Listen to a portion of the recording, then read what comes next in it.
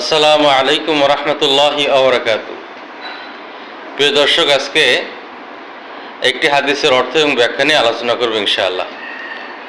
আবু দাউদ শরীফের 3989 নম্বর হাদিস। রাসূলুল্লাহ সাল্লাল্লাহু আলাইহি সাল্লাম ইরশাদ করেন, মান তাশাব্বাহা বিকওমিন ফাহুয়া মিনহুম। অর্থ, যে যাদের সাথে সাদৃশ্য রাখবে সে তাদের অন্তর্ভুক্ত থাকবে। এই হাদিসের ব্যাখ্যা হলো এই যে ব্যক্তি যাদের কৃষ্টি কালচার, আচার আচরণ, কাজকর্ম ইত্যাদির ক্ষেত্রে অনুসরণ করবে সে তাদের অন্তর্ভুক্ত হবে।